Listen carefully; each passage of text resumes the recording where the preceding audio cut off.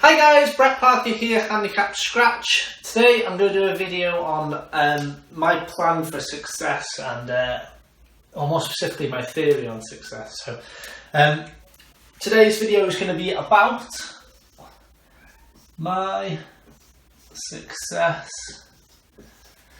plan. However, I'm going to make another video for plan. Today's video is going to be specifically about the theory. What I'll do is kind of give them an explanation, a bit more of an explanation going into the video where I do the plan, which is specifically the things that I'm going to do in order to become successful. What today's video is going to be about is the theory behind the plan and why I'm doing the things that I'm doing. So I've had a few comments about specifically when I mentioned about the 3 hybrid and how it always seems to start right, and I was going to mention it to Dan. My putting problems, I'm going to mention it to Mike Kanski and things like that. The reason why I say that I'm going to mention it to these people is that I don't understand why. Now, it could be a case of it's my fault. That's what it is. It's the way it is. It's just my fault. But until I understand the reasons why it's my fault, I don't believe that I'm improving as a player or as a person or just in general to do with golf. So, my success theory. Now, you may be familiar with this kind of thing in a lot of working environments. They have a My Success plan. It's kind of the steps you're going to take in order to improve to help the business. These are the steps I'm going to take in order to become a better golfer. Now, normally you'd centre it around yourself, and it is about me still, but I'm going to do it slightly differently. So I'm going to draw it over here because I know I want to discuss something over here. I'm going to represent it as an iceberg. Now, if anyone that's unfamiliar, iceberg, if you have your ocean, you kind of have your iceberg like this, and then just a little top like that. So there's more underneath that you can't see than what you actually can see at the top. So there's my iceberg. We could even say the iceberg is me on its side. Let's put some things in. So things that people don't see. All the research I do in terms of reading, the knowledge that I learn from either golf books, golf psychology books, etc., etc., etc. If you want to see the books type of books that I read and kind of get my knowledge from, comment down below and I'll let you know. Articles, so just general things that come up. What else? Practice. You perhaps you see a bit of the practice, but like not all of it. What else? Discussions. So this can be things like just informal things that aren't necessarily as like strict and as formal as these kind of things, but just general day-to-day things that I learn from discussing with better players, pros, etc., things like that. What else could be in here? Maybe my gym work, things you don't see. Again, I will be trying to show more of this, but right now it's not something you see. What else? Videos. So obviously, I'm a YouTuber myself. I watch a lot of YouTubers. I gain a lot of knowledge from things like that from YouTube. What else would you not see that I do? Maybe the things I eat. So nutrition. Anything else in there that you perhaps don't see? Maybe more of the specific practice areas, but that's about it. So my point of this video and the theory behind the success plan is to explain that there is areas up here, which I'll go through in a second, but these areas are not required for you to reach your goal. Now, if your goal is like me, to get to scratch, this area is not required at all. If your goal is to become a European Tour Pro and make it as a professional golfer, this probably is required, maybe not right now, depending on where you are, but this is required. If your goal is just get better as a handicap golfer, become scratch, get to single figures, you don't need this. Let me explain. So, top half. I won't write it out, but Mike Kanski, so MK, anyone that doesn't know, he is my putting coach. You can check out the putting lesson that I had with him. He would be up here. DW for Dan Whittaker. He is my swing coach, and then NL Natalie Lowe is my fitness and strength gym instructor, kind of conditioning coach in there.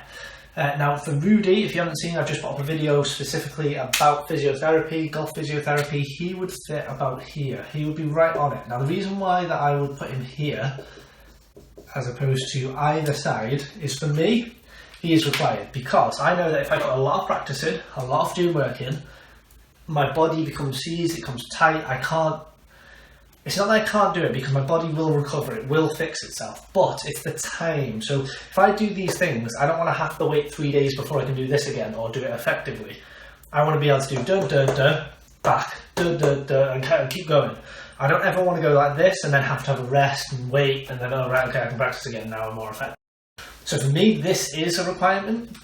It's definitely not something that needs doing, but it is something that I believe helps me and kind of progresses me further faster. So, and that's what all this is about. These things get me there.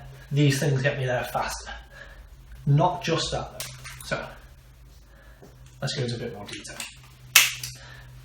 If you want to get to a scratch golfer, or if you want to get to a single figure handicapper, you can ignore everything on here except for this. The only thing that's on this whole board that you have to do in order to get to your goal. Everything else is a method of getting you there faster, a method of when you get there being better, a method that it just increases your knowledge, it increases the way that you can practice, and you can practice effectively. But the only thing you actually need to get better is this. That's it. Now, the reason why I see these people, why I see Mike Kanski, why I see Dan Whittaker, I'll leave Natalie for now, but the reason why I see these two is to do this more effectively.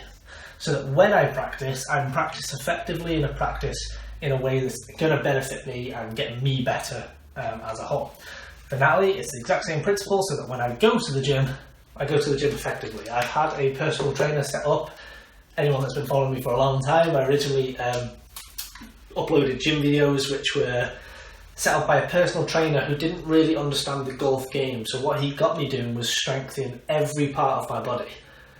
Biceps, shoulders, chest, legs, everything. So although that would help, it would help in the long term, what I went to see Natalie for, and I said to her, was I don't care what I look like in the end, as long as it benefits my golf game, which then the gym area is a focus. So it's just targeting that practice is the reason for this top part.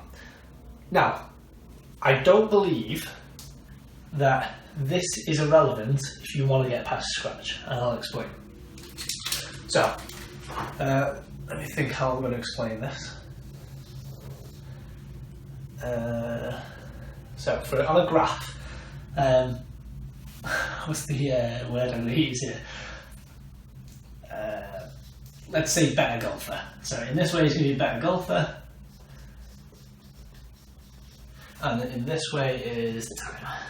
So let's take a couple of golfers. So we'll take Bubba Watson, Rory McIlroy, and Justin Rose / Adam Johnson. Similar sort of players.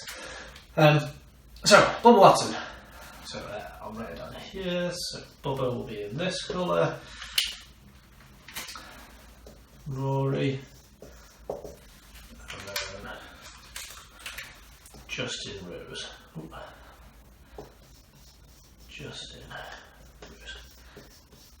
Now the reason for this is to explain why this is needed in the end. So Bubba, if we look at how much better he gets over time, he will go something like this. Now, before anyone comments down below, I know this is an exaggeration, he doesn't dip that much, but it's kind of just to show you the theory behind it. So we'll go Justin Rose next. For him, it's something like this, and Adam Johnson is kind of the same. Maybe they don't get to the same end goal, but it's the same sort of thing. And then finally, Rory is very similar to Justin Rose, except for he takes a few bigger drops. Like this. So, I will explain this now. Bubba Watson, self-confessed, he's a self-taught golfer. Obviously now he has these things in his game, but he's a self-taught golfer in the sense that he just picked up a club, swung it whatever way he wanted. He enjoyed playing these wild shapes and getting himself in weird positions. But because of that, when things aren't going right for him, they drop a lot. So the slightest minor changes mean big changes in his swing. For example, if he plays with a big fade, which he does, or a left-hander plays a big fade on the corner, it only takes a couple of degrees open to then be a big slice. Or if he's playing a big hook, draw, it only takes a couple of degrees for it to be a big hook and be in serious trouble. This is reflected in his game. This is all in my opinion, of course. It's reflected in his game in the sense that he's won majors, but then he just misses cups weeks and weeks and weeks in a row, and then all of a sudden he'll be, prolific and just win everything for a couple of weeks. Reason is his game's not consistent. Now you might be asking, well, if he's got these now, why doesn't he make those changes? It's because in order to make the changes to become more like a Justin Rose or a Adam Johnson, it would take months, maybe even years for someone like Bubba Watson to try and get his game narrower, and that's not his game.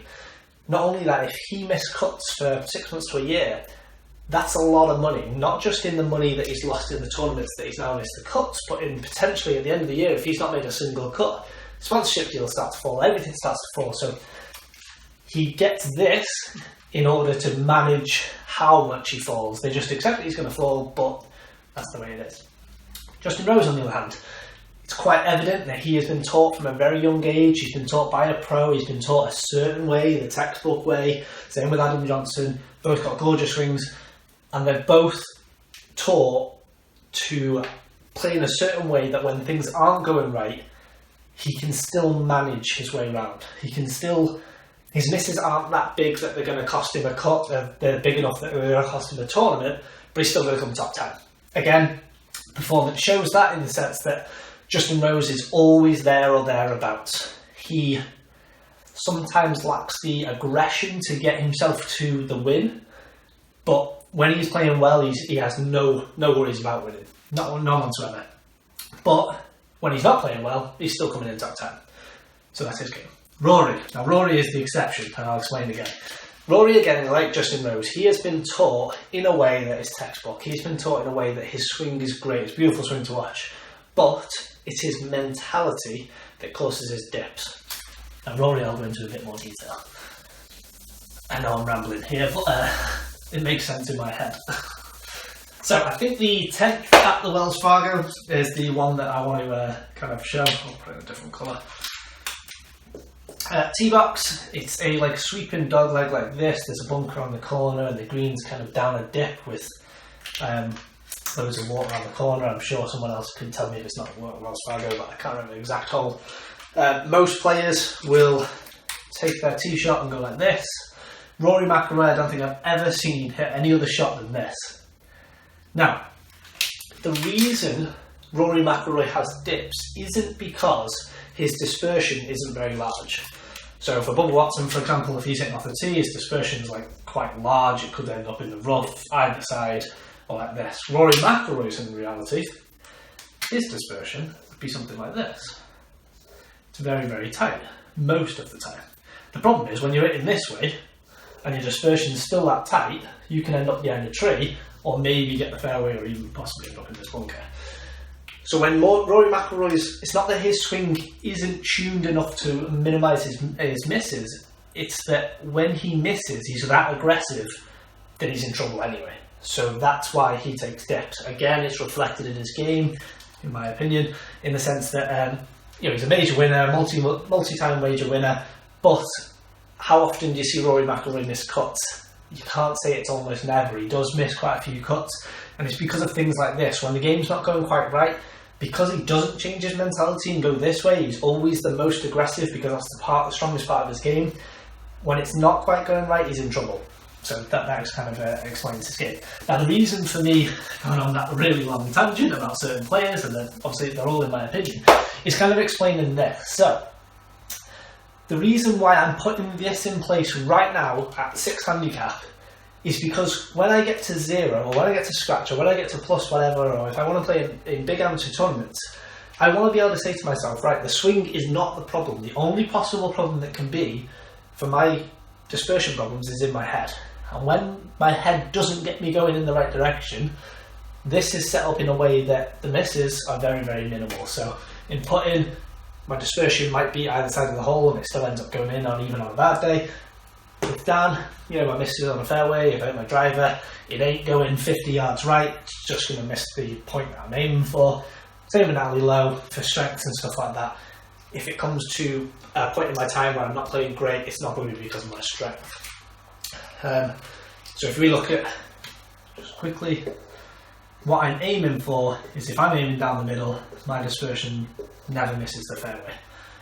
Obviously this is a perfect scenario, but the point is still the same. So if I'm aiming down the fairway, the dispersion is never going to be bad enough where it's like say Bubba Watson, for example, where, you know, I'm trying to play straight down the top, down the middle, even on a straight shot, he's trying to play something like this, and if it doesn't go right, it ends up in the rough, or ends up way over here.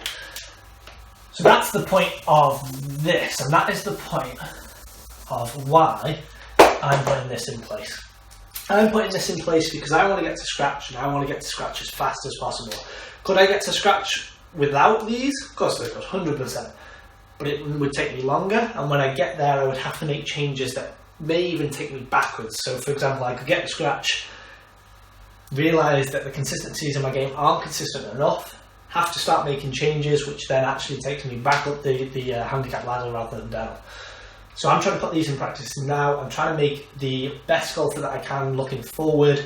I know that everything on here, when I get to scratch, or when I get to big amateur tournaments, or if I choose to ever go pro, these are the things that would be in place in order for me to progress to the next level. So I'm putting them in place right now. With that being said, I believe there are two more that go in here. That again, they're not required in order for me to get to my goal as scratch. They're not required for you in order to get your handicap down or get to wherever you want to get to. But when I get to scratch, when I get to a pro level or a big amateur level, these things are the things that are going to take me to the next step. Now, I'm going to ask the question. The reason why I'm going to ask it as a question is because these are the things that I believe are missing, but I want to see what you think. What do you think is missing from my board in this side? Because obviously this was just kind of the things that came off the top of my head. What do you think is missing from this side in order to improve my game? Comment down below. If you don't think it's 2, say. If you think it's 3, if you think this is all I need, say. What are the things that you would put in this game right now if you were looking at me and invested in me, trying to get better and trying to get to the best possible level I can get to? What are the 2 things you would put in here? So yeah, that's my success theory. I'm going to do a success plan, as I mentioned. I'm going to specifically list out the things that I'm going to be doing in the next year to get to the goal. I'll explain what my goal is for this year and how I'm going to get there. The steps I'm going to be taking in order to get to the level I want to get to. And kind of just tell you what I'm doing this year, basically. Like this video if you like this video. Subscribe if you're not already. Comment down below, what are the 2 things that I'm missing? Do you agree with anything in here? Do you not agree with something? I'm sure there's going to be a lot of opinion based on Bubba Watson and Justin Rose, sorry. But that is just my opinion, and it kind of reflects in their game, but you know, it is my opinion. Yeah, comment down below. Check out my channel, there's loads of other videos. There will be more golf videos coming. This is not something I'm going to be doing, you know, it's not all I'm going to be doing. It's just quite a nice easy way to explain things to you. So, see you in the next video.